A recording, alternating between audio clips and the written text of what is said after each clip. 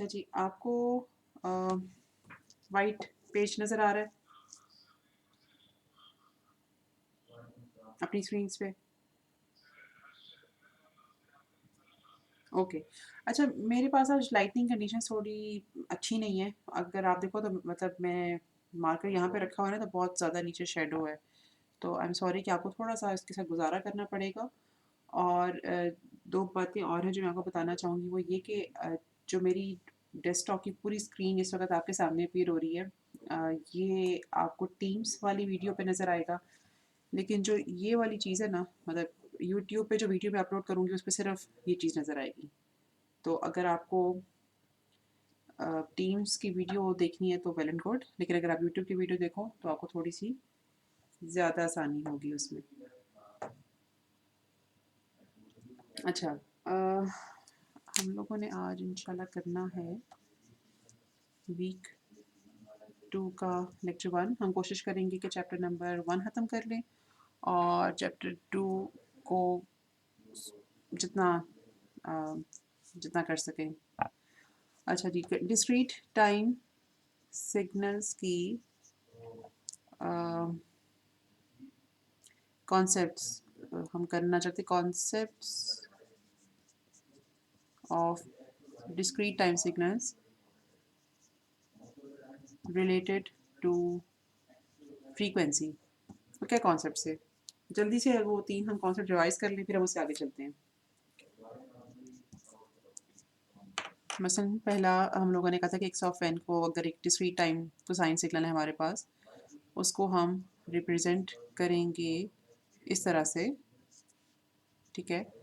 जिसमें omega A को हम lower case frequency discrete time signal की फ्रीक्वेंसी कहेंगे। क्या पहली प्रॉपर्टीज़ के बारे में पढ़ी थी?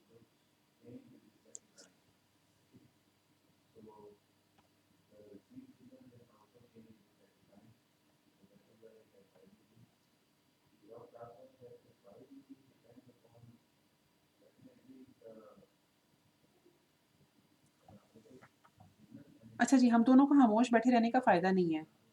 बात तभी आगे चलेगी अगर आप बात करोगे। जी। अच्छा, आपकी बात मुकम्मल तौर पे क्लियर नहीं थी, लेकिन मुझे जो एक लफ्ज़ मैं कैच कर पाई हूँ, that was something like this, ठीक है? और मैं सुनना भी यही चाह रही थी कि कोसाइन सिग्नल का पीरियोडिसिटी से क्या ताल्लुक है, डिस्क्रीट टाइम कोसाइन सिग्नल का। और जो मैंने बात उस दिन समझाई थी वो ये थी कि discrete time cosine signals are not always periodic. अच्छा, अ, कौन से केसेस में सिग्नल्स पीरियोडिक होते हैं? क्या कंडीशन होती है?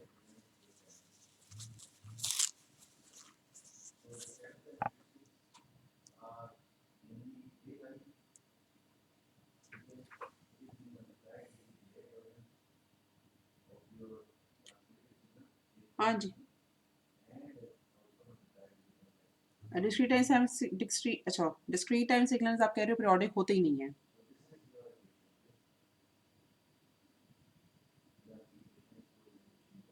हाँ, ये तो हमारा क्लेम यही है ना, मतलब या हमारा हम लोगों ने ये उस दिन प्रूफ भी किया था कि डिस्क्रीट टाइम कोसाइन सिग्नल्स का पीरियोडिक होना ज़रूरी नहीं है। कंटिन्यूस टाइम कोसाइन सिग्नल्स हमेशा पीरियोडिक होते हैं। Discrete time periodic signals are not necessarily periodic. लेकिन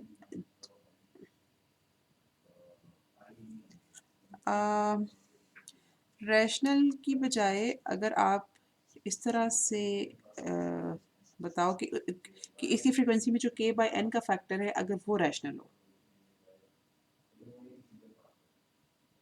ठीक है? या फिर हम उसे किसी रेशो की फॉर्म में एक्सप्रेस कर सकें। के कैन बी पॉजिटिव और negative, n must always be positive and non unity of course. ठीक है, मतलब यूनिटी भी हो सकता है लेकिन वो फिर पीरियोडिक नहीं होगा। सॉरी, वो फिर फ्लक्चुएट नहीं करेगा, वो फिर एक डीसी सिग्नल की तरह का होगा। तो एन की जो स्मॉलेस्ट पॉसिबल वैल्यू हो सकती है दैट कैन बी 2। अच्छा, उसके अलावा हम लोगों ने क्या पढ़ा था? अगर कोई इस तरह की चीज़ प्रॉब्ली पड़ी होगी कि अगर लेट सपोज के ओमेगा ए हमारे पास कोई भी गिवन फ्रीक्वेंसी है और ओमेगा ओमेगा बी हमारे पास ओमेगा ए प्लस 2 पाई है। कोई इस तरह की चीज़ पढ़ी थी हम लोगों ने?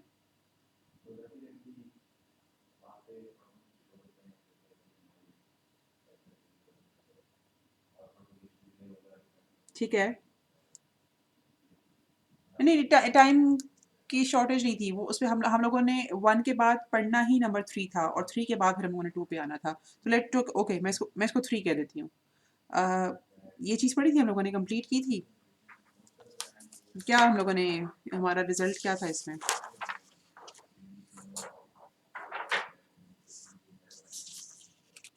इसमें रिपीट होना शुरू हो जाता है। और हम लोगों ने फिर प्रिंसिपल रेंज की बात भी की थी। इस तरह से कोई हम लोगों ने टर्म प्रिंसिपल रेंज, इसकी कोई बात की थी हम लोगों ने? अच्छा। अम, अच्छा, मैं आप लोगों से थोड़ी सी इनपुट इसलिए भी ले रही हूँ क्योंकि आप लोगों के पास ज़रूर लिखा हुआ होगा, तो आप प्रॉब्ली ज़्यादा इन पिक्चर होंगे कि, और दूसरी बात ऑफ कोर्स मैं जानना भी चाहती हूँ कि आपने किसने लोगों ने तो रिविजिट किया है। अच्छा, ओके। फिर मैं ज़रा आपको ना यहाँ से यहीं से शुरू करती हूँ प्रिंसिपल रेंज का कॉन्सेप्ट देने से पहले।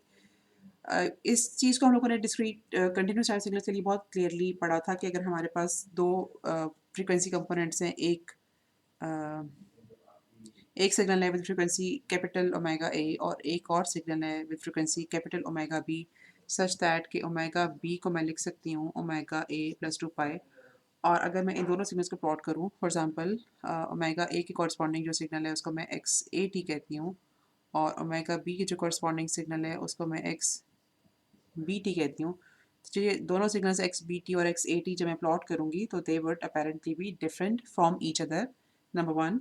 Number two, X B T would be of higher frequency as compare to the frequency of X A T. ठीक हो गया, एक तो हमारे पास ये कॉन्सेप्ट था।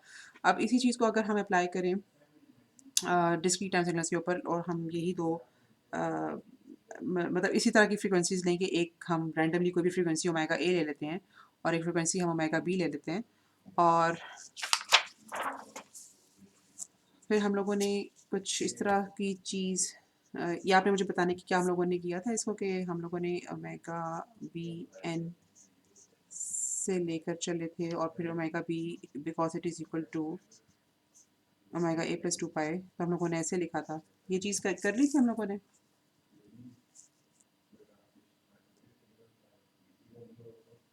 ओके। और फिर हम लोगों ने इसको इसके बराबर भी क्वेट कर लिया था।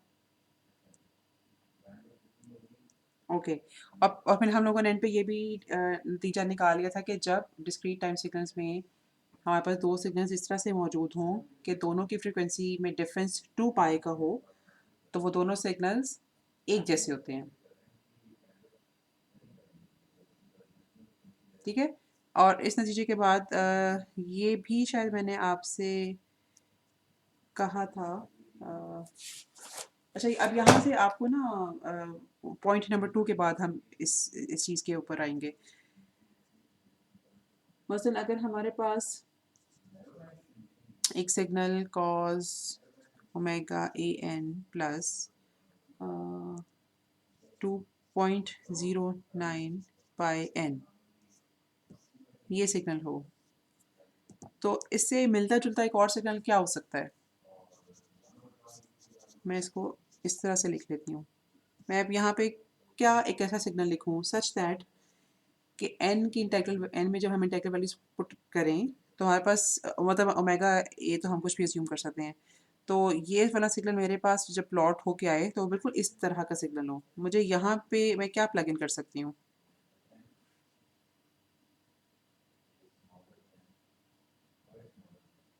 मेरा सवाल समझ आया आपको?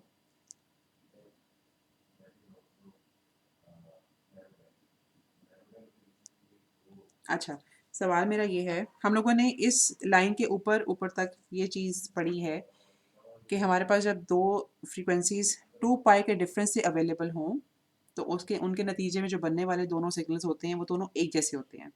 ये कॉन्सेप्ट क्लियर है फरहान? ओके। अब इसी बात को एक्सटेंड करके अज्यूमिंग कि ये बात आपको समझ आ गई है, लाइन के नीचे मैंने एक सिग्नल लिखा है cos omega A N plus 2.09 pi A N.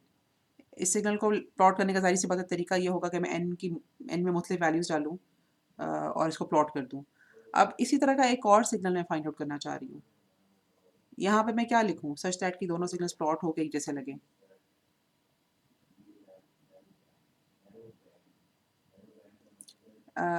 Yes, ये बात हो सकती है।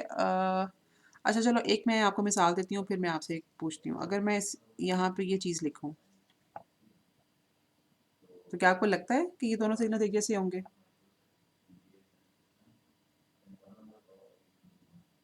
ओके। अच्छा, ऐसा एक एक आपने मुझे बताना है, मतलब एक तो मैंने यहाँ पे 0.09 पाई एन लिखा है ना, एक मुझे और बताओ आप कि मैं यहाँ पर एक इसके अलावा और क्या लिख सकती हूँ इस जगह पे जो मुझे इस सिग्नल जैसा एक और सिग्नल देगा? एसन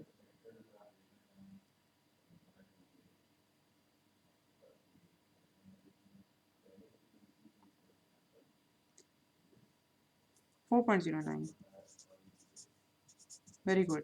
और ये प्लस माइनस भी हो सकता है, ठीक है? एंड सो ऑन, हम मतलब आगे की तरफ जाते जाएं या पीछे का बताइए कि माइनस में वैल्यूज लिखते जाएं। तो ये सारे सिग्नल्स अगर हम प्लॉट करेंगे ना, ये सिग्नल्स एक जैसे शक्ल शक्ल सूरत होगी इनकी। अच्छा, और यहाँ से अब हम पॉइंट नंबर 3 पे जाएंगे। सॉरी, पॉइंट नंबर 2 पे। पॉइंट नंबर 3 तो हम लोगों ने समझ लिया कि अगर हमारे पास दो ऐसे सिग्नल्स हों जिसमें एक की फ्रीक्वेंसी ओमेगा ए हो और ओमेगा ए कॉरस्पॉन्ड करता है एक ऐसे सिग्नल को जो कि एक्स ए एन है, और एक फ्रीक्वेंसी है omega B which is equal to omega A plus 2 pi, और ये कॉरस्पॉन्ड करता है एक ऐसे सिग्नल को जिसका नाम हम एक्स बी एन रख सकते हैं।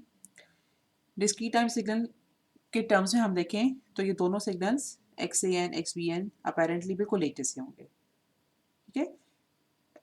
कंटिन्यूस टाइम में ऐसा नहीं होता, कंटिन्यूस टाइम में ये दोनों सिग्नल्स डिफरेंट होते हैं। लेकिन डिस्क्रीट टाइम सिग्नल्स जब हम इन ये दोनों डिस्क्रीट टाइम सिग्नल्स हम डेवलप करेंगे तो ये दोनों बिल्कुल एक जैसे होंगे। तो ये पॉइंट नंबर 2 था जो हम जो कि बेसिकली पॉइंट नंबर 3 से ही डिराइव होता है, ठीक है? अच्छा, इन तीनों को हम लोगों ने देख लिया। अभी हम बेसिकली फ्रीक्वेंसी का कॉन्सेप्ट समझने की कोशिश कर रहे हैं। अभी हम लोगों ने थोड़ा सा टाइम डोमेन में ही देखा है कि सिग्नल्स किस तरह की फ्रीक्वेंसी हो तो सिग्नल अपेरेंटली किस तरह का होता है। एक और यहाँ पे कॉन्सेप्ट है harmonically related complex exponential signals, ठीक है? पहले हार्मोनिक्स को बताने से पहले मुझे ज़रा आपसे ये पूछना या समझना है कि कॉम्प्लेक्स एक्सपोनेंशियल सिग्नल्स क्या होते हैं?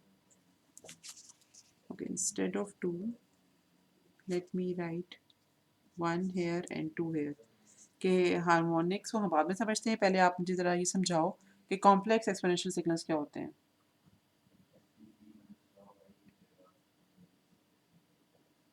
अच्छा, एक्सपोनेंशियल सिग्नल्स क्या होते हैं? थोड़ा आसान करते हैं इसको। बिल्कुल ठीक है। हमारे पास जो एक्सपोनेंशियल सिग्नल्स होते हैं ना, उसको लिखने के दो तरीके होते हैं। या तो ई की पावर में लेट्स सपोज ए लिखा जाता है, या फिर ई एक्स पी लिख के ए इस तरह लिखा जाता है। ये दोनों एक्सपोनेंशियल सिग्नल्स को रिप्रेजेंट करने के दोनों इक्विवेलेंट तरीके हैं। अच्छा, अगर ए हमारे पास एक रियल नंबर हो, ठीक है? रियल का मतलब ये है कि माइनस इन्फिनिटी से इन्फिनिटी कुछ भी हो सकता है, पॉइंट्स में हो सकता है, डेसिमल्स में हो सकता है, पॉजिटिव नेगेटिव कुछ भी हो सकता है। अ, बस ये रियल होना चाहिए। तो हमारे पास जो एक्सपोनेंशियल सिग्नल बनता है ना, ई रेज़ टू पावर ए, या तो इसकी इसमें कुछ दो टोटल 4 पॉसिबिलिटीज़ हैं, लेकिन मैं फ़िलहाल आपको 2 बना के दिखाती हूँ। या तो ये एक्सपोनेंशियली इंक्रीजिंग होता है, ठीक है? या फिर ये एक्सपोनेंशियली डिकेइंग होता है। अगर ए जो एक्सपोनेंशियल की पावर में है अगर वो रियल नंबर हो तो। ओके, ये चीज़ नोन होगी आप लोगों को, ये कोई नया कॉन्सेप्ट नहीं है। लेकिन अगर हमारे पास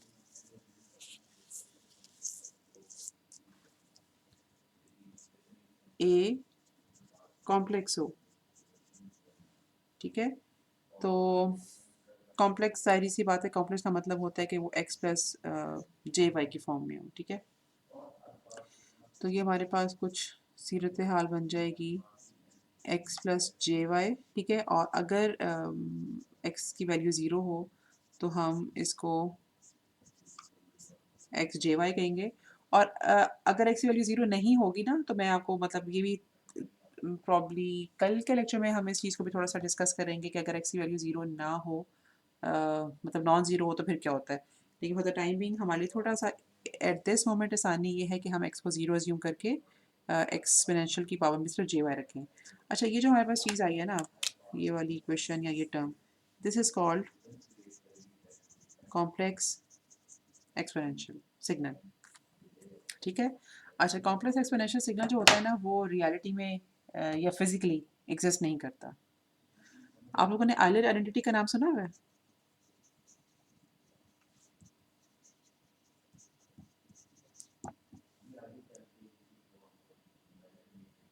जी मुनीब, आयलर आइडेंटिटी का नाम सुना हुआ है आप लोगों ने?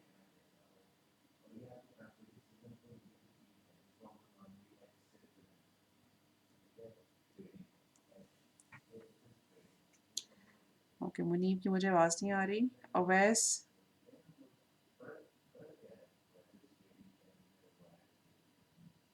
अच्छा आयलर, अच्छा मैं जब लिखूंगी तो मुझे लगता है कि शायद आपको याद आ जाए। कोई इस तरह की चीज़ देखी हुई है पहले?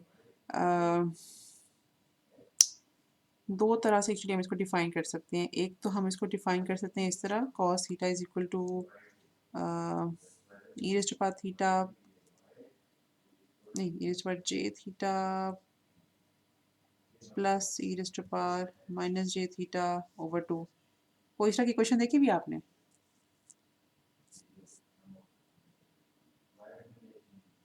ठीक है ना, इसको इसको वाले आइडेंटिटी कहते हैं। फिर ये साइन थीटा की टर्म्स में भी हमारे पास एक इस तरह की क्वेश्चन है, e raise to power j theta minus e raise to power minus j theta over two j. और फिर हमारे पास एक e raise to power j theta के टर्म्स में क्वेश्चन अवेलेबल है, प्लस माइनस में लगा देती हूँ उधर, cos theta plus minus j sine theta. ये तीनों इक्वेशंस देखी हुई हैं आपने अवैस, ठीक है। ये तीनों अलग अलग या इकट्ठे भी आइलर आइडेंटिटीज कहलाती हैं। इसके स्पेलिंग जो है ना, उसको हम यह यूलर बोलते हैं, लेकिन इसको प्रोनाउंस आइलर करते हैं, ओके। तो अब तब आप जो है ना, अब आप ये क्लेम नहीं कर सकते कि आपने आइलर आइडेंटिटी के बारे में नहीं सुना। अच्छा जी, अच्छा ये आप अपने पास से नोट भी कर लो, कहीं पे लिख भी लो, क्योंकि ये हमें टीएसपी में बहुत ज़्यादा ज़रूरत पड़ेगी इनकी। अच्छा, अब अगर देखो कि कॉम्प्लेक्स एक्सपोनेंशियल सिग्नल जो है ना हमारे पास, वो कुछ इस तरह की शक्ल सूरत है उसकी। तो ये exponential e to j y को मैं लिख सकती हूँ,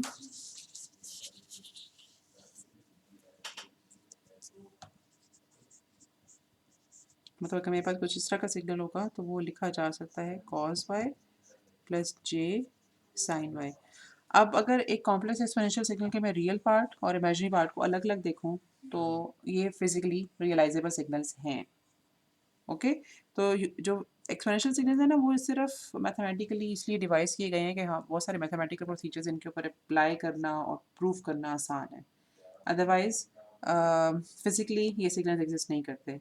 अलबत्ता अगर मैं बात करूँ रियल ऑफ एक्सपोनेंशियल सिग्नल, ठीक है, या फिर इमेजिनरी ऑफ एक्सपोनेंशियल सिग्नल, तो ये दोनों सिग्नल्स फिजिकली रियलाइजेबल हैं। और हम बहुत सारी जगहों पे जहाँ पे हमने कॉस या साइन का जिक्र करना होता है, हम रियल ऑफ एक्सपोनेंशियल या इमेजिनरी ऑफ एक्सपोनेंशियल कहते हैं,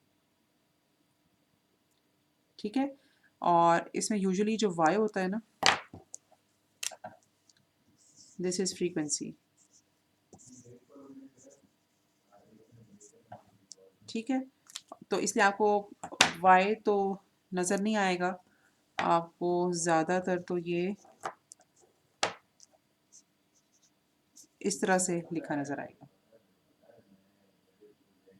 ठीक है। और फिर हम उसको हम लिखेंगे is equal to cos omega plus j sine omega. अच्छा, ये तो बैकग्राउंड था सारे का सारा कॉम्प्लेक्स एक्सपोनेंशियल सिग्नल्स के बारे में। इसके बारे में कोई सवाल है किसी का?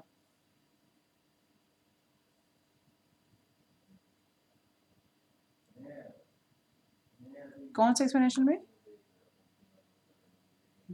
नहीं नहीं, वो तो रियल है ना। उसमें तो ई की पावर, मतलब उसको एक सेकेंड में आपको स्लाइड दोबारा दिखाती हूँ। जब हम लोगों ने कह दिया, मतलब इन जनरल प्रेजेंट करने का तरीका ये है एक्सपोनेंशियल सिग्नल का, इसमें ए कैन बी रियल और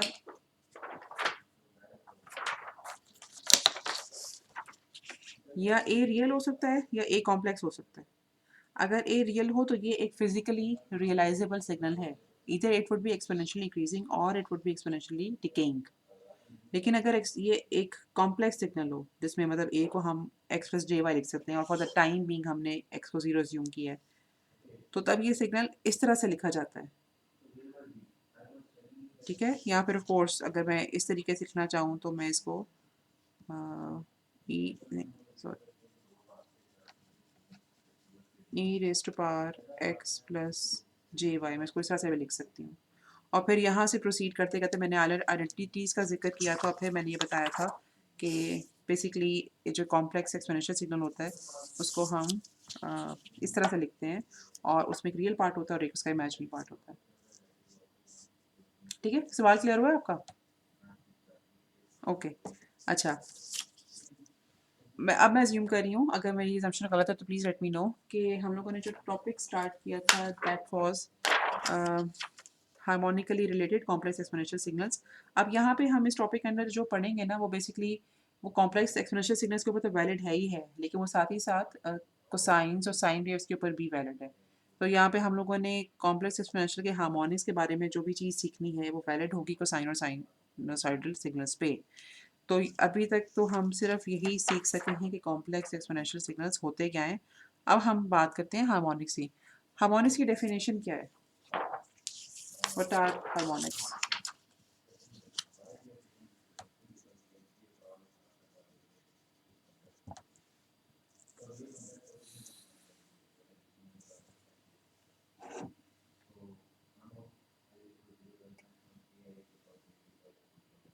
जी, क्या होते हैं हार्मोनिक्स?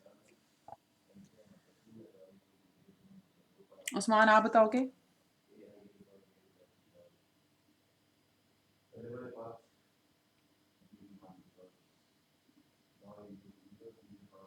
Very good.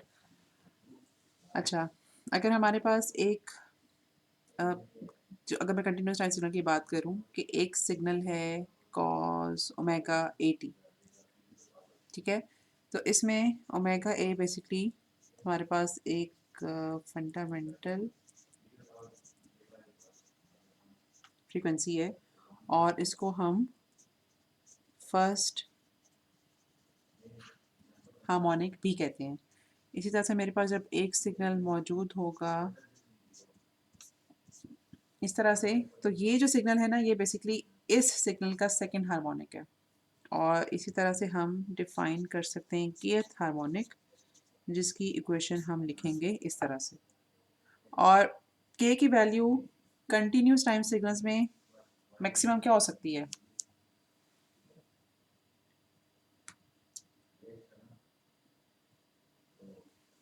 जी मुआज, k की वैल्यू कंटिन्यूस टाइम सिग्नल में मैक्सिमम क्या हो सकती है?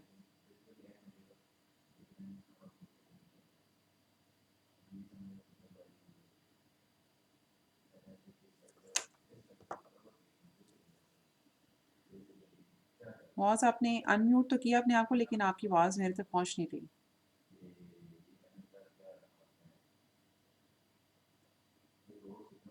ओके, फैसल, मैक्सिमम क्या वैल्यू हो सकती है कि कंटिन्यूस टाइम सिग्नल किस वैल्यू तक जा सकता है, किस फ्रिक्वेंसी तक जा सकता है? अच्छा, आपने कुछ जवाब दिया लेकिन आपका जवाब ठीक नहीं है।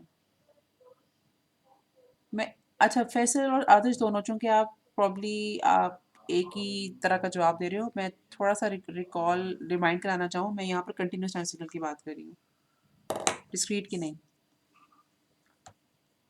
ठीक है, तो इस बात को जहन में रखते हुए मुझे फिर से बताओ कि मैक्सिमम हार्मोनिक क्या हो सकता है कंटिन्यूस टाइम सिग्नल का। अच्छा नहीं, आपने अभी भी वही जवाब दिया। जी अवैस, कुछ आइडिया है आपको? अच्छा अच्छा, मतलब आप लोग खुद थोड़ा सा बोलो, ठीक है? इस पर मैं एक एक अगर नाम लूँगी ना तो ये बहुत देर एक तो हमें लगेगी, दूसरा फिर ये बड़ा अंडरग्रेड कॉन्सेप्ट हो जाएगा। अच्छा फरहान शायद कुछ बोलना चाह रहे, जी फरहान।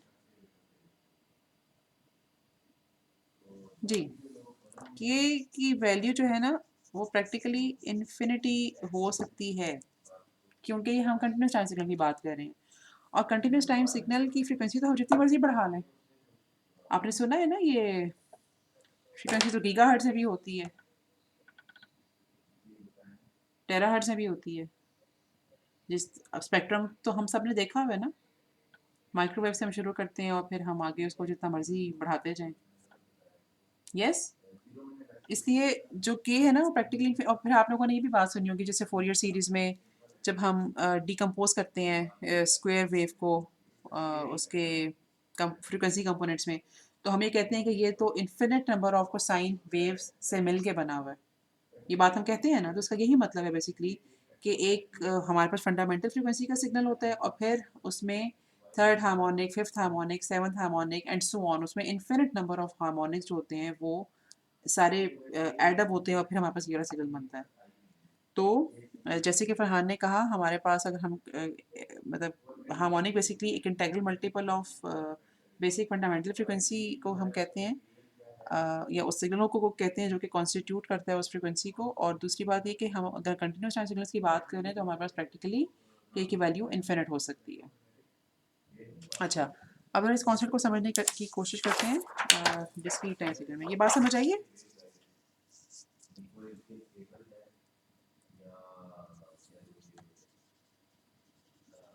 ओके, अच्छा डिस्क्रीट टाइम हार्मोनिक की हम बात करते हैं। इसमें रिप्रेजेंट इसे किया जाता है अ, इस तरह से। और अब के की वैल्यू चूँकि हम 1 अज़्यूम करेंगे तो मैं इसको लिख सकती हूँ 2 पाई बाय n और n, ठीक है? अच्छा, और ये फंडामेंटल फ्रीक्वेंसी भी है और ये फर्स्ट हार्मोनिक भी है। और अगर मैं बात करूँ सेकंड हार्मोनिक की तो मैं इसको लिख सकती हूँ, के की वैल्यू यहाँ पे 2 है, इसको हम इस तरह से लिख सकते हैं। अगर हम बात करें kth हार्मोनिक की तो इसको एक्सप्रेस किया जा सकता है इस तरह, ठीक है? और हम मतलब जो पॉइंट इसमें हम कर रहे हैं, ये काम करने की कोशिश करेंगे कि हार्मोनिक का नंबर इंक्रीज़ करते जा रहे हैं। अच्छा, सच दैट इंक्रीज़ करते-करते हम ये हमारे पास फर्स्ट हार्मोनिक था, ठीक है? सबस्क्रिप्ट में हम 1 लिखें ना लिखें एक ही बात है। और इंक्रीज़ करते-करते हम कैपिटल N तक पहुँचे हैं। कैपिटल N चीज़ क्या है वैसे, by the way? What is capital N?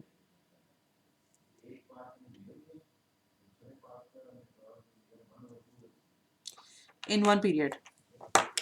Number of samples शायद बोलना सिर्फ काफ़ी नहीं, फंडामेंटल पीरियड।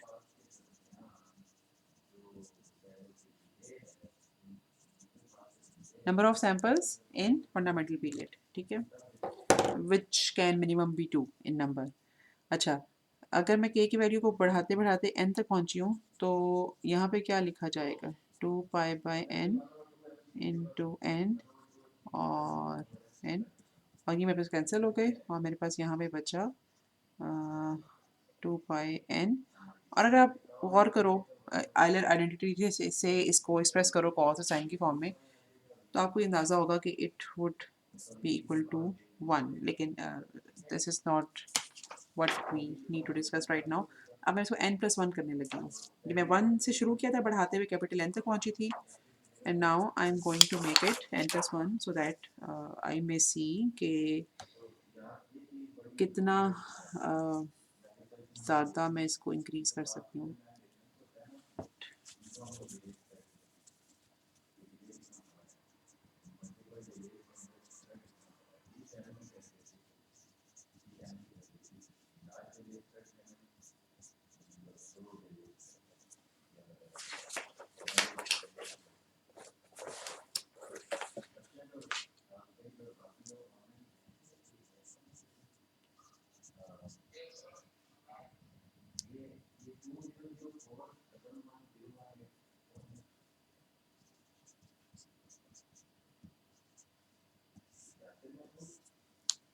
ठीक है,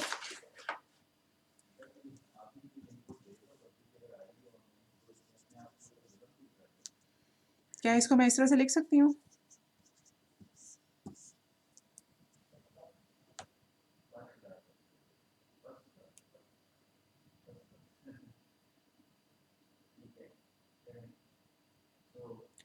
जी आदर्श, क्या मैं इसको इस तरह से लिख सकती हूँ? किसी कोई बात समझ ना आई हो?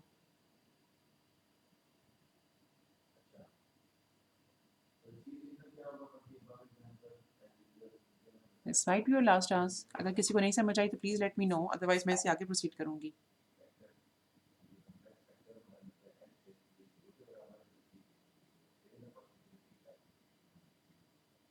ओके, बात इसका मतलब है सारों को क्लियर है। अच्छा, अब इससे पिछली वाली स्लाइड पे अगर मैं वापस जाऊँ तो वो स्लाइड ये थी। ठीक है, मैंने x1n को इस तरह से लिखा था, और अगर आप गौर करो तो जो मेरे पास x ऑफ n+1 यानी कि सबस्क्रिप्ट में अगर कैपिटल n+1 लिखा हो तो उसकी जो मेरे पास इक्वेशन आई है एग्जैक्टली वही इक्वेशन मेरे पास x1n की भी है। Yes, can you see that? इसका मतलब ये है कि जो मेरे पास n+1 हार्मोनिक है, it is exactly similar to the first harmonic और द फंडामेंटल फ्रीक्वेंसी कंपोनेंट। और अगर मैं यहाँ पे n+2 की इक्वेशन लिखने की कोशिश करूँ तो वो मेरे पास एग्जैक्टली उसी इक्वेशन वैसी ही आएगी जैसे मेरे पास यहाँ पे सेकंड हार्मोनिक है। इसका मतलब ये है कि हमारे पास कुछ देर के बाद हार्मोनिक्स रिपीट होना शुरू हो जाते हैं। रिपीट होने का मतलब ये है कि वापस हमें वैसे ही सिग्नल्स मिलना शुरू हो जाते हैं जिनको ऑलरेडी हम एक दफ़ा देख चुके होते हैं। तो हमें क्या पता चला कि हमारे पास डिस्टिंक्ट नंबर ऑफ हार्मोनिक्स कितने होते हैं डिस्क्रीट टाइम सिग्नल्स में। अब यहाँ पे अवैस और अवैस ने जवाब दिया था, एक तो आदिश ने जवाब दिया था, दूसरा शायद अवैस ने, बट लेकिन मुझे याद नहीं है। डिस्क्रीट टाइम सिग्नल्स में डिस्टिंक्ट हार्मोनिक्स कितने होते हैं? डिस्टिंक्ट जो एक दूसरे से मुख्तलिफ हों, जो कि एक जिनमें भी रिपीटेशन शुरू ना हुई हो। डिस्टिंक्ट नंबर ऑफ हार्मोनिक्स कितने होते हैं?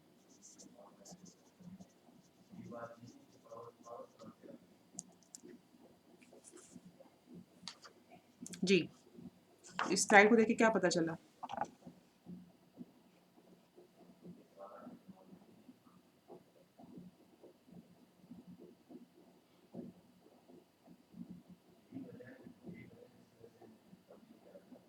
ओके, आप लोग अगर मतलब बोलने में इंटरेस्टेड नहीं हो तो मैं फिर अपनी पेज से शुरू करती जाती हूँ।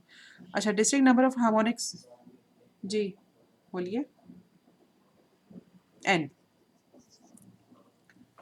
हम लोगों ने जो पहला हार्मोनिक लिया तो उसको हम लोगों ने मतलब k इज इक्वल टू 1 को हम लोगों ने फर्स्ट हार्मोनिक कहा ना, या a signal with fundamental frequency. ठीक है, उसको हम फर्स्ट हार्मोनिक या फिर फंडामेंटल फ्रीक्वेंसी वाला सिग्नल कहेंगे। और फिर हम यहाँ पर k की वैल्यू को इंक्रीज करते जा रहे हैं। 1 के बाद फिर 2 किया, फिर यहाँ पे एक kth हार्मोनिक देखा है, और यहाँ पे हम लोगों ने n किया। तो ये these all are distinct from each other. जो हमारे पास n nth हार्मोनिक होगा, it would always be equal to 1, but still we have capital N different number of harmonics. ये उनकी इक्वेशन से हमें पता चला ना, these equations are all different. लेकिन हम लोगों ने जब यहाँ पर n+1 किया था तब हमारे पास जो इक्वेशन थी that was similar to the equation of the first harmonic. ठीक है, तो नतीजा हमारे पास ये निकला कि जब हम डिस्क्रीट टाइम सिग्नल के हार्मोनिक्स देखते हैं, तो मतलब साइन हो, कोसाइन हो, या फिर कॉम्प्लेक्स एक्सपोनेंशियल सिग्नल हो, तो जो उनके डिस्टिंक्ट हार्मोनिक्स होते हैं they are capital N in number, including fundamental frequency. अच्छा, और इसी बात को हम ज़रा आगे लेके चलें तो अगर मेरे पास एक सिग्नल हो, फॉर एग्जांपल cos 2πn,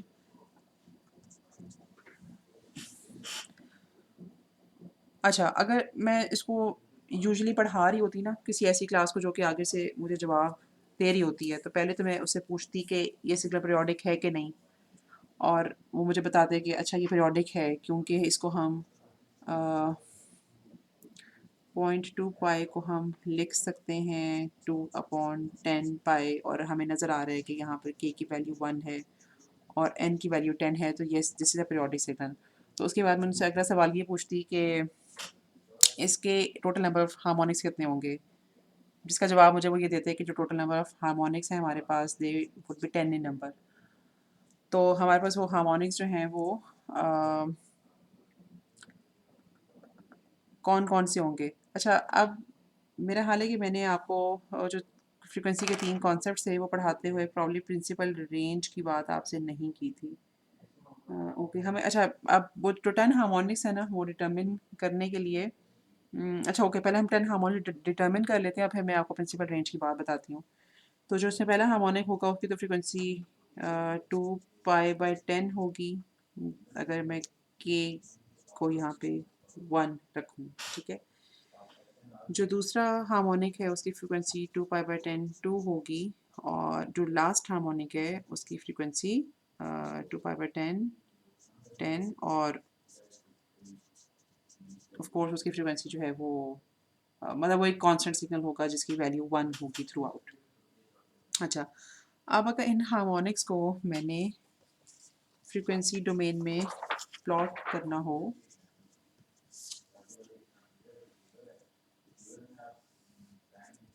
इसको हम ओमेगा कहते हैं, ठीक है। फिलहाल मैं इसको एक्स एक्सिस पे यहाँ पे कुछ नहीं लिख रही क्योंकि this is not amplitude spectrum. तो सॉरी, वाई एक्सिस पे कुछ नहीं लिख रही, तो एक्स एक्सिस पे ओमेगा का मैंने नाम रखा है। तो जो मेरे पहला हार्मोनिक आया है वो मेरे पास 2.2 पाई पे आया है, फिर 0.4 पाई, और जो लास्ट हार्मोनिक मेरे पास आएगा वो आएगा 2 पाई पे, ठीक है। अच्छा, अब होता यूँ है कि अब ज़ाहिर-सी बात है कि अगर मैं 2 पाई से बियॉन्ड जाऊँ तो मेरे पास जो अगला फ्रीक्वेंसी कंपोनेंट है दैट इज़ 1.2 पाई, और यहाँ का जो फ्रीक्वेंसी कंपोनेंट है वो बेसिकली वही होगा जो मेरे पास इधर ऑलरेडी अवेलेबल है। तो डिस्टिंक्ट फ्रीक्वेंसी कंपोनेंट्स या डिस्टिंक्ट हार्मोनिक्स मुझे अ, इसी रेंज में मिलने हैं। ये पहला होगा और ये वाला आखिरी यानी कि 10th होगा। अच्छा, अब जो डिस्क्रीट टाइम सिग्नल्स होते हैं ना उसमें हम लोगों ने ऑलरेडी चीज़ देख चुके हैं कि वो मतलब मैक्सिमम जो डिफरेंस उनमें होता है वो 2 पाई का होता है।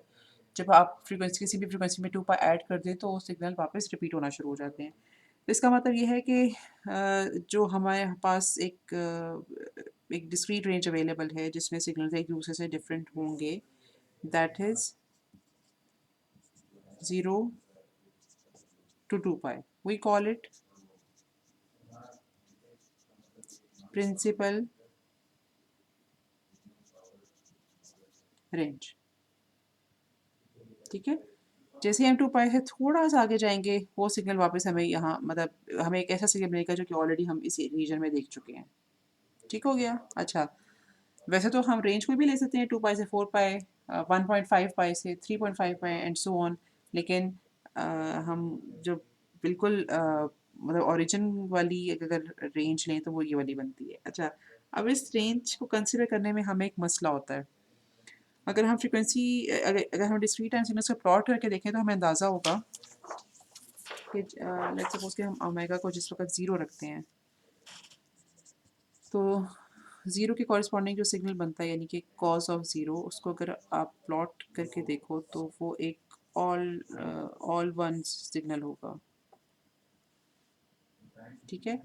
और उसके बाद अगर आप फ्रीक्वेंसी को इंक्रीज़ करो, लेट्स सपोज कि मैं इसको 0.1 पाई कहती हूँ, तो कॉस 0.1 पाई अगर हम प्लॉट करें तो इसमें अब थोड़ी सी मैं ऑन द स्केल प्लॉट नहीं कर रही, मुझे नहीं पता कि सिग्नल प्लॉट कैसे होता है, मैं सिर्फ अंदाज़ा लगा रही हूँ, ठीक है।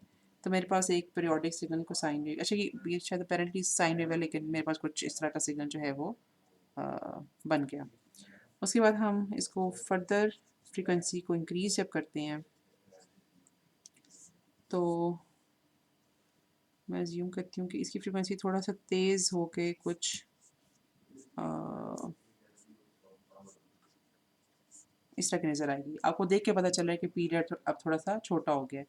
और जैसे जैसे हम जाएंगे फ्रीक्वेंसी को इंक्रीज़ करेंगे, तो हम जब पाई तक पहुँचते हैं तो पाई बेसिकली एक एक ऐसा सिग्नल एक ऐसी फ्रीक्वेंसी है जिसके ऊपर सिग्नल मैक्सिमली फ्लक्चुएट होता है। मतलब अगर ये हम इसको हम वर्सेस इन सारे सिग्नल्स को हम टाइम टू मिनट प्लॉट करके देख रहे हैं, ठीक है।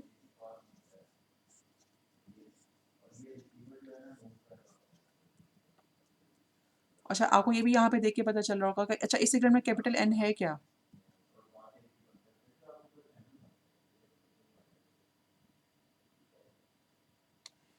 इस सिग्नल में कैपिटल एन टू है, ठीक है, क्योंकि अगर आप देखो तो ये वाला जो सैंपल है ये वापस यहाँ पे आके रिपीट हो रहा है। तो और हम मैंने आपको ये भी बताया था कि डिस्क्रीट टाइम सिग्नल्स में जो कैप एन की मिनिमम पॉसिबल वैल्यू हो सकती है दैट इज़ 2, और मिनिमम पॉसिबल वैल्यू पे हमें मैक्सिमम पॉसिबल फ्रीक्वेंसी मिलेगी। क्यों? क्योंकि omega and N are related in this way. तो एन की वैल्यू जब सबसे कम होगी तो ओमेगा उसका सबसे ज़्यादा होगा। तो एन की जो मिनिमम स्मॉलेस्ट पॉसिबल वैल्यू हो सकती है दैट कैन बी 2, और उससे उस वैल्यू को प्लग इन करके जब आप ओमेगा को देखो तो maximum possible value of omega can be pi.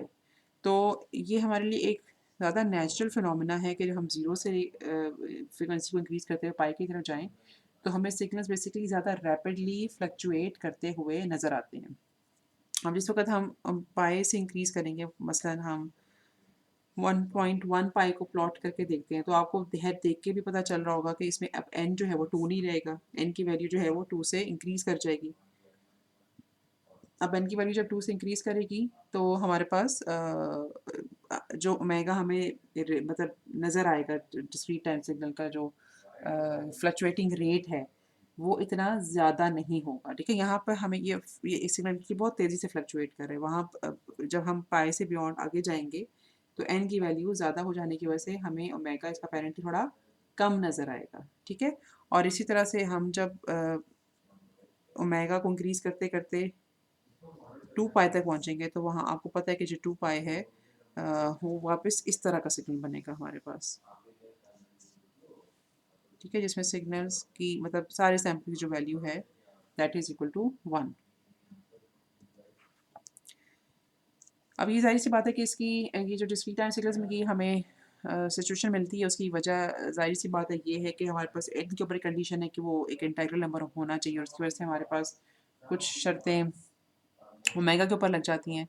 तो इसकी इसकी there is no mathematical equation but there is some intuitive explanation कि हम जब ज़ीरो से लेके पाई की तरफ जाते हैं तो बेसिकली सिग्नल्स हमें ज़्यादा रैपिडली फ्लक्चुएट होते नज़र आते हैं, और पाई से बियॉन्ड फिर सिग्नल्स जो हैं वो थोड़े से स्लो डाउन होते नज़र आते हैं सच दैट कि हम जब 2 पाई पे पहुँचते हैं तो सिग्नल बिल्कुल फ्लैट होकर एक डीसी सिग्नल बन जाता है। तो ये जो सारी बात समझाने का मकसद ये था कि हमें ज़्यादा आसान या बेहतर ये लगता है कि हम instead of assuming the principal range to lie from 0 to pi, हम जो प्रिंसिपल रेंज लेते हैं, लेना तो हमने 2 पाई के डिफरेंस के साथ है, लेकिन हम इस प्रिंसिपल रेंज को प्रेफर करते हैं। वाई? बिकॉज ये बिल्कुल एक कंटिन्यूस टाइम की तरह सिग्नल की तरह की फीलिंग आती है कि जब हम ज़ीरो से लेकर पाई की तरफ जाएंगे तो हमें जो फ्रीक्वेंसी है वो इंक्रीज़ होती नज़र आएगी, और इस तरह से ज़ीरो से लेकर माइनस पाई की तरफ जाएंगे तो फ्रीक्वेंसी हमें नेगेटिव डायरेक्शन में इंक्रीज़ होती नज़र आएगी, और पाई से बियॉन्ड तो वैसे ही हमने नहीं जाना। तो अगर हम जब डिस्क्रीट टाइम सिग्नल्स को जो मॉनिटर या एनालाइज कर रहे होते हैं तो हम जब ज़ीरो से लेकर मतलब आगे जाते हैं और उसकी मैक्सिमम पॉसिबल फ्रीक्वेंसी जितनी भी है दैट इज़ पाई उस तक पहुंचते हैं तो हमें सिग्नल बेसिकली हायर फ्रीक्वेंसी वाले मिलते हैं। ओके, तो ये वाली जो प्रिंसिपल रेंज है minus pi to pi, this is our preferable principal range. ये बात समझ आइए?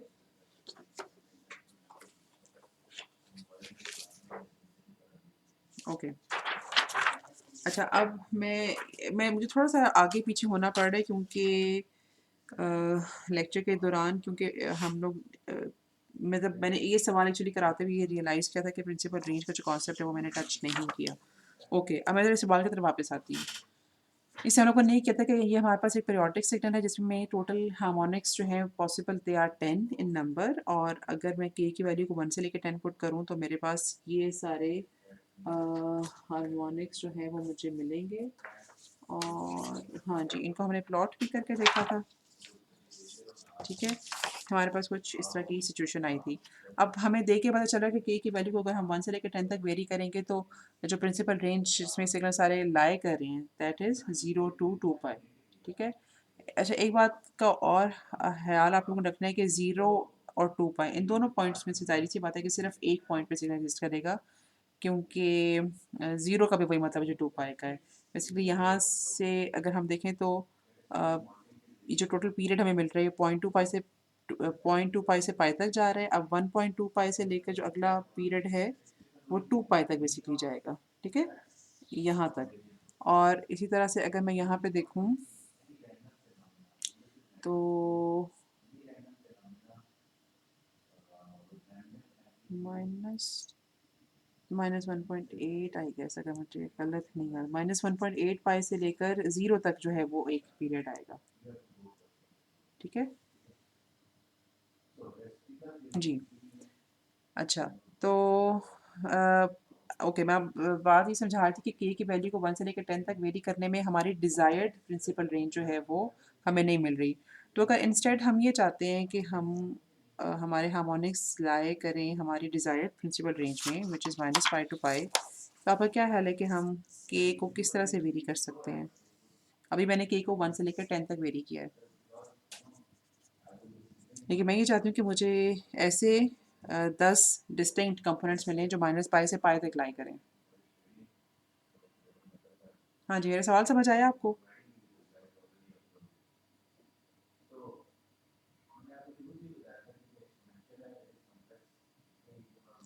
अच्छा, आपका जवाब बिल्कुल ठीक है, सिर्फ़ इसमें एक छोटा-सा मसला ये है कि -5 से लेकर अ, अगर हम 5 तक जाएँगे ना, तो ये टोटल ये कितने नंबर बनते हैं?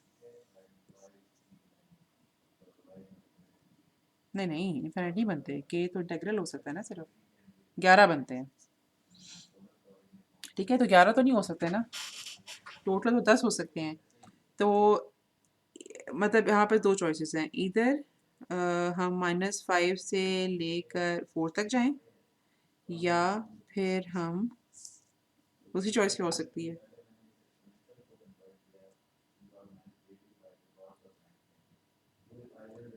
-4 से लेकर 5 तक जाएँ, वेरी गुड। अगर हम -4 से लेके 5 तक जाएँगे तो हम मैं दूसरा कलर मुझे यूज़ करना चाहिए था, लेकिन ओके। जो बस पहला हार्मोनिक आएगा वो -0.8 पाई पे आएगा और आखिरी हार्मोनिक जो है वो पाई पे आएगा। ठीक है? ये -0.8 से लेकर पाई तक, ये मेरे पास ऑप्शन बी वाले हार्मोनिक्स बनेंगे। और अगर मैं लेती हूँ -5 से 4, तो मेरे पास पहला हार्मोनिक आएगा, पहला से मतलब ये कि उसको हम फिफ्थ हार्मोनिक भी कह सकते हैं। -पाई से लेकर 0.8 पाई, मतलब ये वाली जो रेंज है ना, ये वाली, इसमें मेरे पास ऑप्शन ए वाले हार्मोनिक्स लाई करेंगे। लेकिन इन एनी केस ए और बी दोनों में कोई मसला हमें नहीं है, क्योंकि ये दोनों तरह के जो सॉल्यूशंस हैं ये हमें हम मतलब -पाई से पाई के दरमियान ही लाई करते हैं। अच्छा जी। Okay,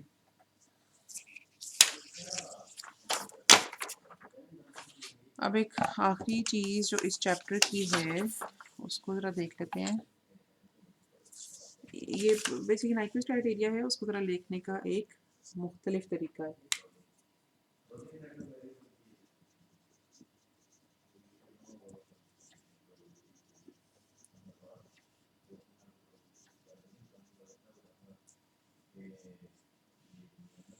sampling of analogue signals. ठीक है?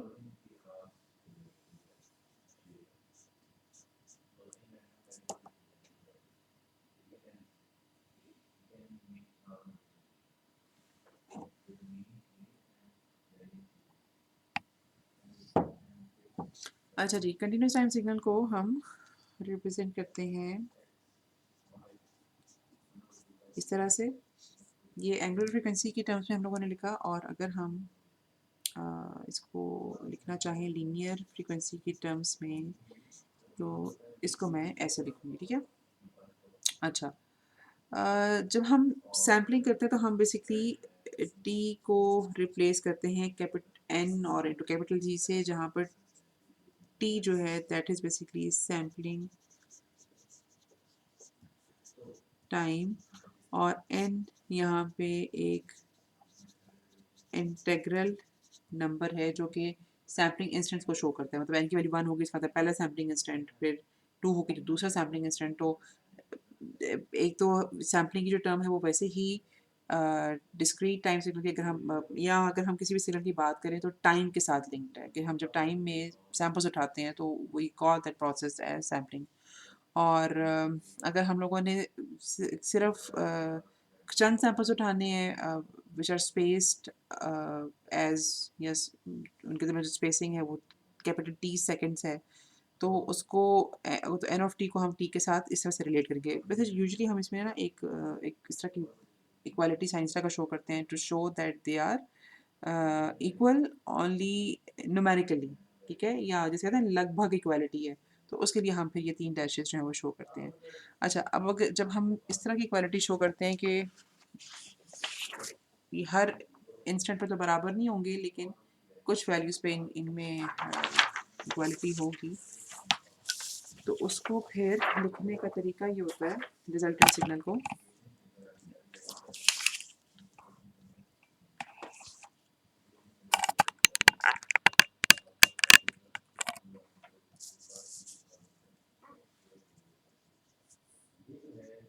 बट यहाँ पे पहले टी लिख लेते हैं हम।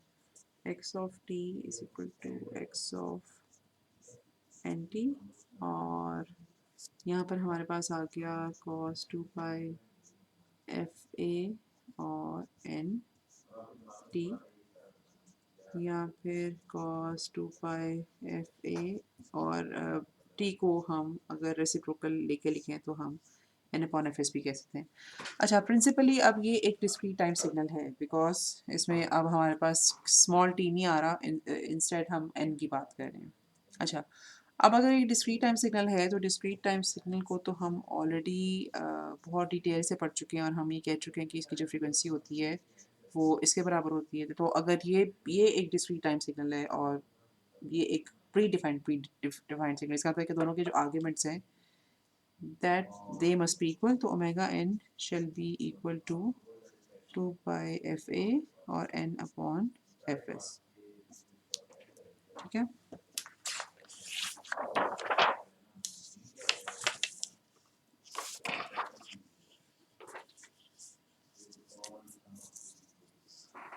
तो हमारे पास जो ओमेगा है वो बराबर आ गया 2 pi f a upon F s के। अच्छा, इसमें जो एक पहला नतीजा हम लोगों ने निकाला वो ये कि जो डिस्क्रीट टाइम, जो रिजल्टेंट सैम्पलिंग के बाद जो रिजल्टेंट डिस्क्रीट टाइम सिग्नल बना, उसको हम इक्वेट, ये जो चीज़ है इसको, ये तुम्हें पता ना कि this is equal to omega A, कि ओमेगा ए और मतलब कैपिटल ओमेगा और स्मॉल ओमेगा में जो रिलेशनशिप है उसको हम डिफाइन कर सकते हैं इस तरह से, ठीक है। Depending upon the sampling frequency, the sampling time, जो रिजल्टेंट डिस्क्रीट टाइम सिग्नल होता है उसकी फ्रीक्वेंसी को हम ओरिजिनल सिग्नल की फ्रीक्वेंसी और चोज़न सैम्पलिंग टाइम के साथ इस तरह से रिलेट कर सकते हैं, ठीक है। एक तो बात इसमें ये हो गई। जो दूसरी बात इसमें ये है, सीखने वाली है, समझने वाली, कि ये हमारे पास जो रिलेशनशिप है, हम इसको इस रिलेशनशिप को लेकर आगे चलेंगे कि वी ऑलरेडी नो कि ओमेगा की हमारे पास एक स्पेसिफिक रेंज ही हो सकती है, ठीक है। इक्वालिटी सिर्फ एक जगह पे आएगी। ओमेगा तो हमें पता है कि ओमेगा अगर हमारे पास इससे ज़्यादा हुआ तो गड़बड़ हो सकती है। इस बात का बेसिकली मतलब ये है कि अगर हमारे पास एक कंटिन्यूस टाइम सिग्नल है और उसकी हम करते हैं सैम्पलिंग सच दैट कि उसकी सैम्पलिंग फिक्स्ड है टी सेकेंड्स और which is equal to 1 upon F S, और हमारे पास यहाँ पे रिजल्टेंट एक डिस्क्रीट टाइम सिग्नल हमें मिलता है। अच्छा, अब हमें डिस्क्रीट टाइम सिग्नल के बारे में तो हमें कंफर्म है या श्योर है कि उसकी तो फ्रीक्वेंसी सिर्फ -π से π के दरमियान ही हो सकती है। तो हमने इस सारी सिचुएशन में पता ये करने की कोशिश करनी है तो कि कंटिन्यूस टाइम सिग्नल के फ्रीक्वेंसी के ऊपर क्या कंडीशन अप्लाई होती है। क्योंकि डिस्क्रीट टाइम सिग्नल की फ्रीक्वेंसी तो अगर पाई से ज़्यादा हो गई या माइनस पाई से कम हो गई, जिसका मतलब है कि वो सिग्नल तो हमें वैसे ही कुछ गड़बड़ है उसमें, क्योंकि वो प्रिंसिपल रेंज में लाई नहीं करता। ठीक है, तो प्रिंसिपल रेंज में लाई करवाने के लिए अ, हमें ये देखना पड़ेगा कि कंटिन्यूस टाइम सिग्नल के ऊपर क्या शर्त लगती है कि वो एक correct discrete time signal produce कर सके। ठीक है, ये हमारा ऑब्जेक्टिव है to find this thing out. तो इस न्यूमेरिकल वैल्यूज़ को, इन न्यूमेरिकल वैल्यूज़ को जो कि इस रेंज से हमें मिली हैं, हम ज़रा यहाँ पे प्लग इन करेंगे और हमें पता ये चला कि अगर ओमेगा की वैल्यू माइनस पाई हो तो बेसिकली जो एनालॉग फ्रिक्वेंसी है that is equal to this thing, और अगर ओमेगा की वैल्यू पाई हो तो f a must be equal to f s by two. तो to make omega lie within the principal range, the analog frequency must lie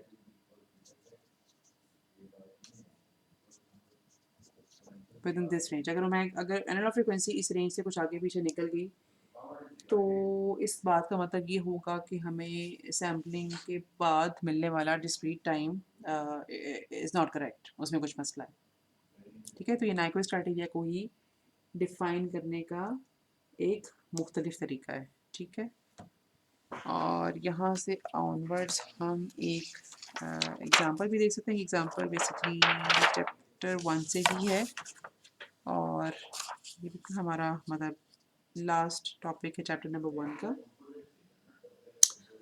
और example ये है कि यहाँ पर से एक कंटिन्यूस टाइम सिग्नल x1t है cos 2 pi 10t।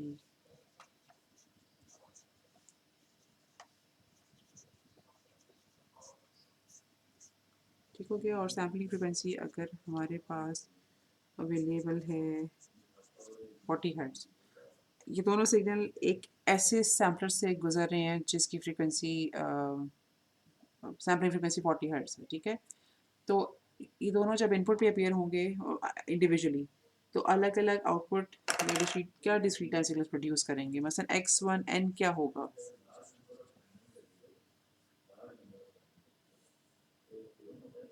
हाँ जी लिखो, आइए x1n क्या होगा अपने पास, आप इसको सॉल्व करो और मुझे बताओ।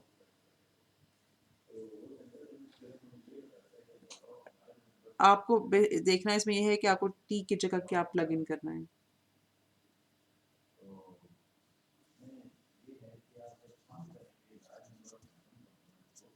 यहाँ आपको क्या t की जगह प्लग इन करना है, जिसके बाद आपको x1n मिलेगा। ये इसको ज़रा देखने की कोशिश करो।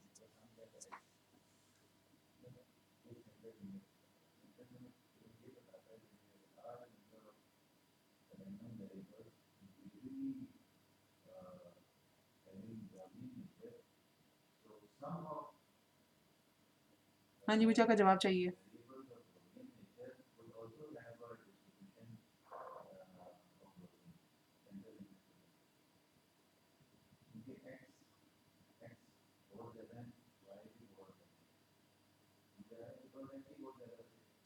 थैंक यू आतिश। इसकी जगह एन और कैपिटल टी लिखेंगे, यस, या हम एन अपॉन एफ एस लिख सकते हैं। ठीक है, हमारे पास ये दोनों ऑप्शंस हैं। और लेट्स सपोज कि आपने इस बॉक्स की जगह पे एन अपॉन एफ एस हमारे पास 40 है लिख दिया। अब हमें रिजल्ट क्या मिलेगा।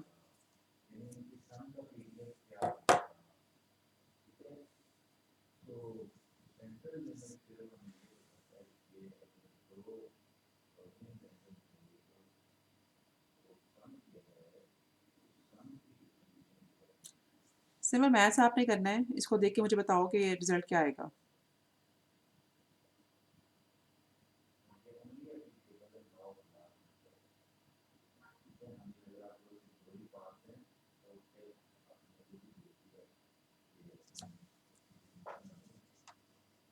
ठीक, थैंक यू आतिश। π/2 n, ठीक है। और अगर मैं x/n देखना चाह रही हूँ जो कि मुझे यहाँ से मिलना है, तो वो मुझे मिलेगा cos 5/2n, ठीक है। और जो cos 5 π/2n है उसको बेसिकली मैं लिख सकती हूँ cos π/2 प्लस 2 π इंटू n, ठीक है। थोड़ा सा ये हो गया मिक्सअप। 5 π/2 को मैंने लिखा π/2 प्लस 2 π, इसके साथ n एक मल्टीप्लाई हो रहा है और फिर यहाँ पे ब्रैकेट जिस तरह से बंद हो रही है, ठीक है। और मुझे पता है कि π/2 के डिफरेंस से बनने वाली फ्रीक्वेंसीज या सिग्नल्स एक जैसे होते हैं, तो ये जो सिग्नल है इसको मैं लिख सकती हूँ cos π/2n,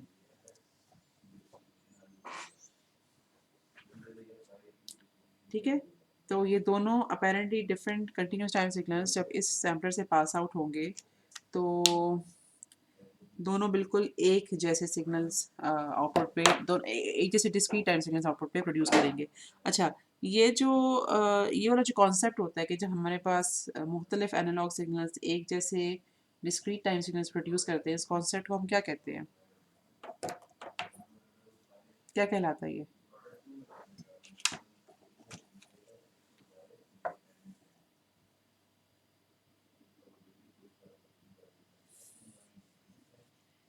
ये फरहान आपको याद है?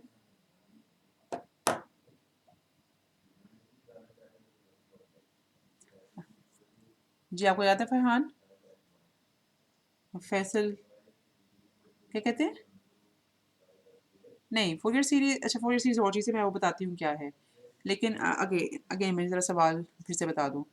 हमारे पास दो मुख्तलिफ कंटिन्यूस टाइम सिग्नल्स हैं, एक पर्टिकुलर सैम्पलर से गुजरते हैं जिसकी फ्रीक्वेंसी 40 हर्ट्ज़ है, यानी कि एक सेकंड में ये 40 दफ़ा ऑन ऑफ होता है, ठीक है। लेकिन उससे जो आउटपुट जब निकलती है ना, तो जो दो कंटिन्यूस टाइम सिग्नल्स होते हैं वो दोनों एक जैसे हैं। इस कॉन्सेप्ट को क्या कहते हैं कि दो या दो से ज़्यादा मुख्तलिफ कंटिन्यूस टाइम सिग्नल्स एक जैसे डिस्क्रीट टाइम सिग्नल्स प्रोड्यूस करें, इस कॉन्सेप्ट को हम क्या कहते हैं?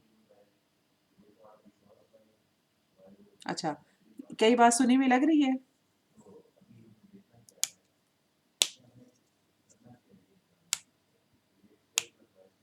याद नहीं आ रहा। किसी को याद आ रहा हो? उस्मान, अवैस, मुआज, मुनीब, फैसल, आजिश, एहसन, अफशा, किसी को ये बात याद आ रही हो?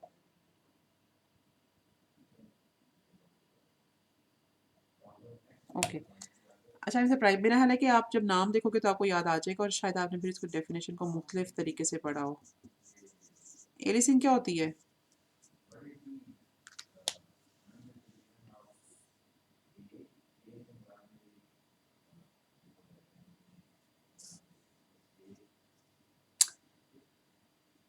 आ, नहीं, ये एलिसिंग की डेफिनेशन शायद नहीं है। आ, मतलब आपने बाकी जो कुछ कहा ना कि अगर आप उसे नाइक्वेस्ट रेट पे सैंपल कर रहे हैं तो वो डिस्टॉर्ट हो रहा होता है और वो आपको फुल इंफॉर्मेशन नहीं दे रहा होता, ये जुमला अपनी हद तक बिल्कुल दुरुस्त है, लेकिन ये एलिसिंग नहीं है। अच्छा, एलिसिंग ये अलबत्ता ये ज़रूर है कि अगर हम नाइक्वेस्ट क्राइटेरिया फुलफिल ना करें तो एलिसिंग हो सकती है, ओके। लेकिन एलिसिंग होती क्या है?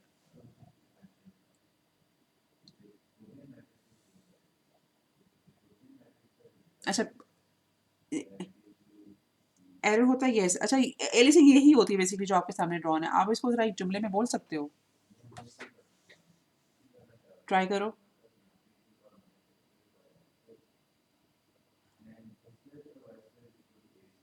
अच्छा, एलिसिंग का मतलब उर्दू में क्या होता है?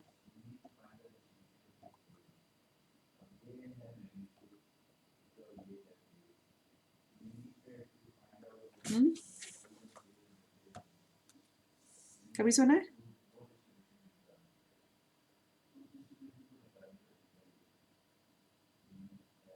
अच्छा, ओके, चलो, लेट्स लीव दिस क्वेश्चन। मुझे ये बताओ कि मतलब मैंने अभी जो बताया है उसके मुताबिक एलिसिंग की क्या डेफिनेशन है, मतलब ये क्या लिखा हुआ है सारा कुछ।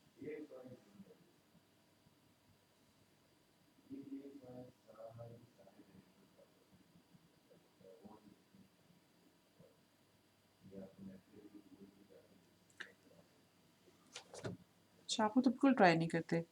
जी। जी।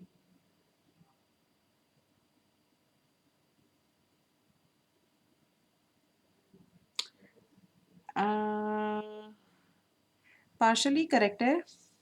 अच्छा, इसमें जो पहली चीज़ है ना वो ये है कि ये इत्तेफाक से मल्टीपल्स हैं। हमने इससे ये नतीजा नहीं निकालना कि वो मल्टीपल्स होके तो ये होगा, ज़रूरी नहीं है। ठीक है, हमारे लिए बस ये बात ज़्यादा इम्पोर्टेंट है कि ये दोनों जब जब तक ये कंटिन्यूस टाइम में थे ना, तो ये एक दूसरे से डिफरेंट थे। हमने इनको, अच्छा चलो मैं इसको ज़रा ड्रॉ करके बताती हूँ। A picture is sometimes worth 1000 words. मेरे पास सिग्नल X1T था। मैंने इसको एक सैम्पलर से गुजारा। इस सैम्पलर की जो फ्रीक्वेंसी थी दैट वाज 40 हर्ट्ज़, और मुझे यहाँ पर एक सिग्नल X1N मिला। अ, हमारे पास इस X1T की और X1N की इक्वेशंस हैं। अच्छा, अब इसी सैम्पलर से जो मैंने X1T के बाद X2T को गुजारा, तब भी मुझे X1N ही मिला। तो मैं X1T यहाँ इस सैम्पलर से गुजारूँ या मैं X2T इस सैम्पलर से गुजारूँ, मुझे रिजल्टेंट डिस्क्रीट टाइम सिग्नल एक ही मिल रहा है। तो दिस इज एलिसिंग कि डिफरेंट कंटिन्यूस टाइम सिग्नल्स। ठीक है, यहाँ पे हो सकता है कि मैं फिर X3T या कुछ और सिग्नल्स भी दूँ, वो सारे के सारे मुझे X1N ही दें। Apparently different looking continuous time signals when sampled, if they give, yeah, if they result into same discrete time signal या similar discrete time signal, this concept is called aliasing, जहाँ पे आप रिजल्टेंट सिग्नल को एक दूसरे से distinguish ना कर सको। एक्चुअली तो ये होना चाहिए कि X1T के को जब आप सैम्पल से गुजारो तो एक आपको सिग्नल X1N मिले, X2T को जब आप एक सैम्पलर से गुजारो तो आपको X2N मिले, which must be different than X1N। लेकिन इस सूरत हाल में ऐसा नहीं हो रहा। उसकी एक जो बहुत इंपॉर्टेंट वजह है वो ये है कि हम यहाँ पे नाइक्वेस्ट क्राइटेरिया फुलफिल नहीं कर रहे। नाइक्वेस्ट क्राइटेरिया फुलफिल हो रहा है सिर्फ X1T के टर्म्स में, जहाँ पर हमारे पास जो फ्रिक्वेंसी थी दैट वाज 10 हर्ट्ज, और अगर आप देखो तो sampling frequency is four times this frequency. ठीक है, 10 हर्ट्ज। तो हमें X1N तो बड़ा सक्सेसफुली मिल रहा है, लेकिन X2T या उसके अलावा और सिग्नल्स अगर हम दें और अगर हम उस पर नाइक्वेस्ट क्राइटेरिया फुलफिल ना करें तो इट्स क्वाइट पॉसिबल कि वो जो सारे सिग्नल्स हमें मिल रहे हैं they are all alike X1N। So they are indistinguishable from each other. The discrete time signals are indistinguishable from each other. So this concept is called aliasing. ठीक है, समझ आई इस बात की?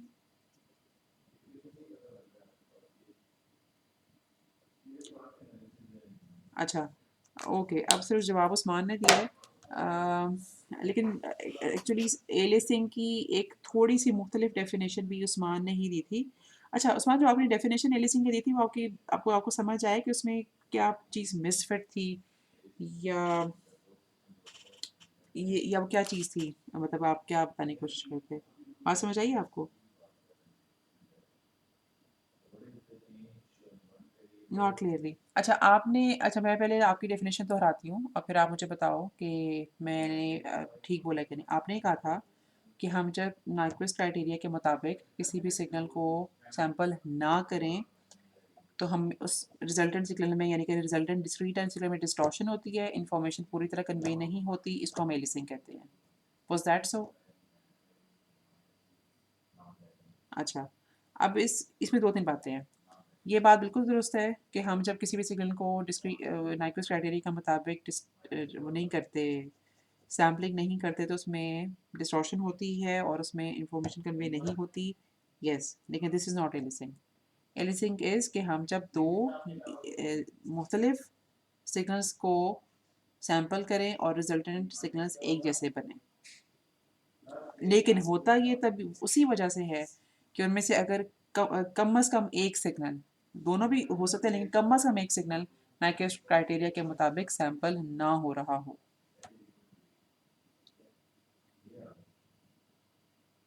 सॉरी, मैं आपके फरहान, मैं आपके क्वेश्चन की तरफ आती हूँ। उस्मान, आपको एक बात समझ आई है?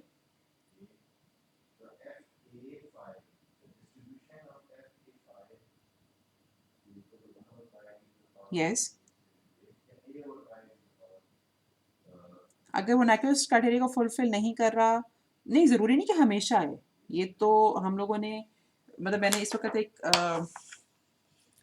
फ्रीक्वेंसी ली है, मसलन अगर आप यहाँ पे 60 हर्ट्ज 60 लेते हो अगर, ठीक है, तो अब जब उसको अब आप सैम्पलर से गुजारोगे तो वो नाइक्वेस्ट क्राइटेरिया फुलफिल नहीं कर रहा, ठीक है ना। अब वो X1N जैसा नहीं आएगा, लेकिन उसमें इंफॉर्मेशन भी पूरी कन्वे नहीं हो रही होगी। तो यहाँ देखो ना, यहाँ आपकी आपकी डेफिनेशन जो है वो प्रॉब्ली आपको से क्लियर हो जाए कि उसमें अब मतलब एक X3T मैं यहाँ से गुजारती हूँ, X3T में यहाँ से गुजारती हूँ जिसकी फ्रीक्वेंसी cos 2π60T है। अब यहाँ पर मतलब X3T को यहाँ से गुजारने से मेरे पास X1 नहीं आएगा, it would B a different discrete time signal which may not be same as X1N, लेकिन ये ट्रू सिग्नल नहीं होगा। ट्रू का मतलब ये है कि इसमें डिस्टॉर्शन भी होगी और इसमें इंफॉर्मेशन भी पूरी कन्वे नहीं हो रही होगी, क्योंकि इसको हम नाइक्वेस्ट क्राइटेरिया के मुताबिक सैंपल नहीं कर रहे। लेकिन इस सूरत हाल में एलिसिंग भी नहीं हो रही होगी।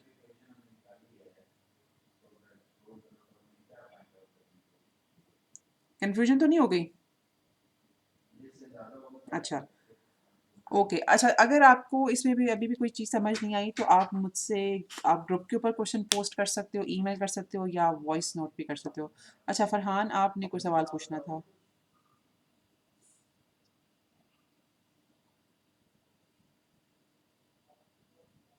हम्म।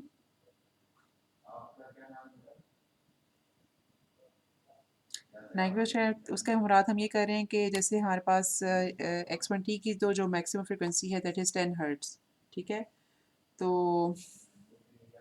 लैंग्वेज क्राइटेरिया के मुताबिक अगर हम देखें तो ये बेसिकली उसके उससे 4 टाइम्स ज़्यादा है ना, ठीक है। जबकि हम लोगों ने अभी यहाँ पर किसी स्लाइड में ये, हाँ हाँ जी, हम लोगों ने कहा था कि जो एनालॉग फ्रीक्वेंसी है बेसिकली, या इन दोनों के दरमियान जो रिलेशनशिप है वो इस तरह का कुछ होना चाहिए कि sampling frequency must be at least twice of the analogue frequency. तो यहाँ पे तो 4 टाइम्स है, जिसका मतलब है कि X1T में तो नाइक्वेस्ट क्राइटेरिया फॉलो हो रहा है। X2T में अगर आप देखो तो हमारे पास यहाँ पे 50 हर्ट्ज की फ्रीक्वेंसी थी, तो अगर हम यहाँ पे देखें तो यहाँ पे तो वो वाला नाइक्वेस्ट क्राइटेरिया तो फॉलो नहीं हो रहा। तो ये बात मैंने कही थी। तो यहाँ पे रिजल्टेंट सिग्नल में डिस्टॉर्शन भी होगी, इंफॉर्मेशन भी पूरी कन्वे नहीं हो रही, और चूंकि ये X2T जो जब सैंपल होगा तो चूंकि सैंपल्ड सिग्नल X1N जैसा ही होगा, तो एलिसिंग भी मतलब हमें मिलेगी। अच्छा, और अच्छा, एक किसी स्टूडेंट, जी उस्मान, जी।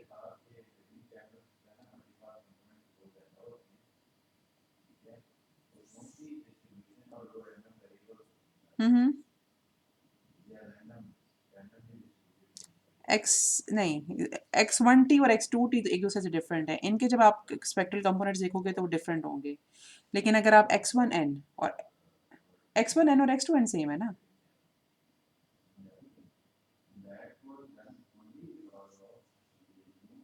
नहीं, मैंने नहीं कहा, मैंने नहीं कहा। ये हमें अभी निकाला नहीं कि ये एक ही जैसे हैं। X1N और X2N एक जैसे हैं, ठीक है। X1N और X2N के स्पेक्ट्रल कंपोनेंट्स एक जैसे होंगे, ये टाइम डोमेन में भी एक ही जैसे लगेंगे हमें, ठीक है। X1T और X2T एक दूसरे से डिफरेंट होंगे। अच्छा, ये जब मैं सवाल पूछी थी ना तो किसी ने फोरियर सीरीज़ की बात की थी। जो फोरियर सीरीज़ है ना,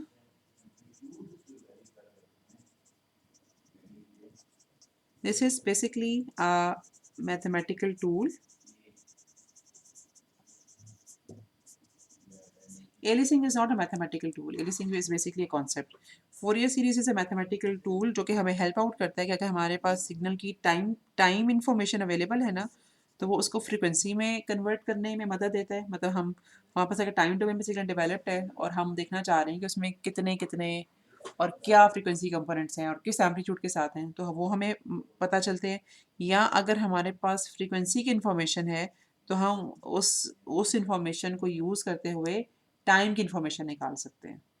ठीक है, तो Fourier series is a mathematical tool that helps us to determine frequency information from time information or time information from frequency information. Okay?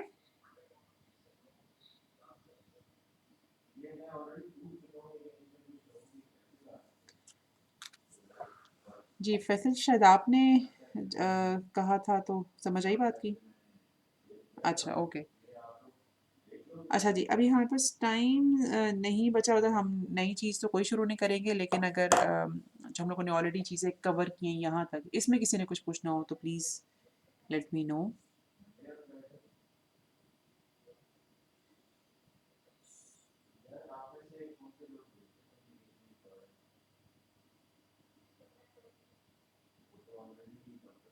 अच्छा, चलो अभी तो शायद किसी का सवाल नहीं आ रहा, लेकिन अगर इस लेक्चर को आप रिविज़िट करते हो तो और कुछ समझ नहीं आता, तो फिर आप मुझे व्हाट्सएप पे ग्रुप में या इंडिविजुअली मैसेज करके पूछ सकते हो।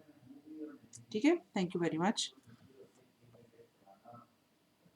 अलाइसिंग एक दफ़ा रिपीट कर दूँ? अच्छा, ओके, चूँकि ये एक ऐसी चीज़ है जो कि मैं ऑलरेडी बता चुकी हूँ, तो अगर किसी ने लेक्चर लीव करना हो तो आप लोग कर सकते हो। मैं मॉस के लिए एक दफ़ा लेक्चर जो एलिसिंग का जो कॉन्सेप्ट है वो रिपीट करने लगी हूँ। ठीक है, जिनको एलिसिंग समझ आती है वो जा सकते हैं।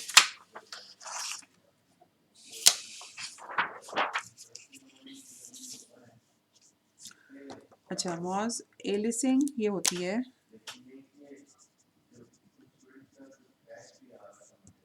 कि जिसमें हम डिफरेंट कंटिन्यूस टाइम सिग्नल्स को अगर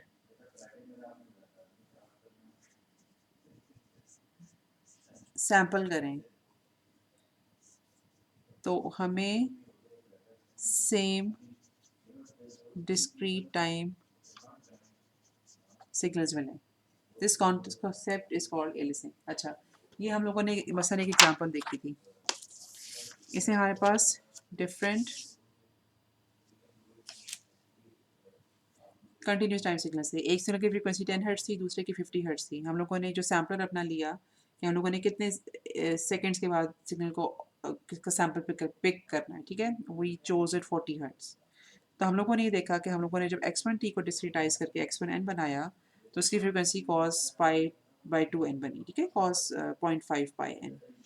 और हम लोगों ने जब x2t को डिस्क्रीटाइज करके x2n बनाया, तो ये इसकी फ्रीक्वेंसी भी cos पाई बाई 2n बनी। ये दोनों सिग्नल्स अपेरेंटली बिल्कुल एक जैसे थे। ठीक है, तो different continuous time signals when sampled, if they give same discrete time signal, this concept is called aliasing। जब ऐसे हमें discrete time signals मिले जो एक दूसरे से different ना हो, distinguishable ना हो, तो this concept is called aliasing। और ये होता क्यों है aliasing on the first place? इसका मसला आता क्यों है? इसका मसला इसलिए आता है कि अगर एक कम अज़ कम एक सिग्नल या दोनों सिग्नल्स नाइक्वेस्ट क्राइटेरिया के मुताबिक सैंपल ना किए जा रहे हों। अब नाइक्वेस्ट क्राइटेरिया क्या है, इस चीज़ का पता है आपको?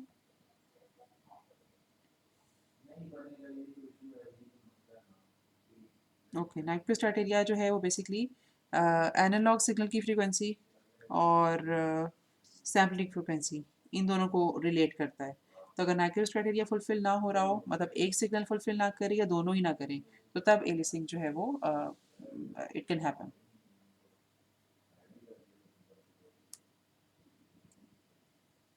अगेन, अगर आपको ये चीज़ समझ नहीं आई तो प्लीज़ लेट मी नो, ताकि मैं आपको अभी दोबारा बता दूँ या फिर मैं ओके, चलो गुड इनफ। अच्छा, और फैसल, अफशां या मुनीब में से किसी ने कुछ पूछना हो?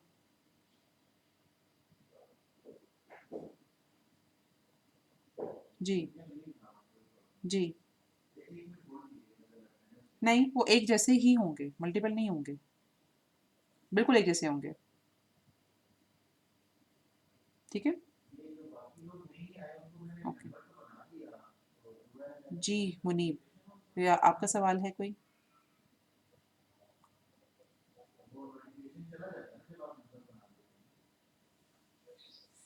Okay, I am not sure कि मुनीब अवेलेबल है भी नहीं, क्योंकि Munib throughout the meeting कोई बात नहीं हुई। चलो ठीक है जी, हम आज का लेक्चर यहाँ पे ख़त्म करते हैं। इंशाल्लाह कल मुलाकात होगी 6 बजे, और कल हम शुरू करेंगे चैप्टर नंबर 2। अल्लाह हाफिज़। हाफिज़।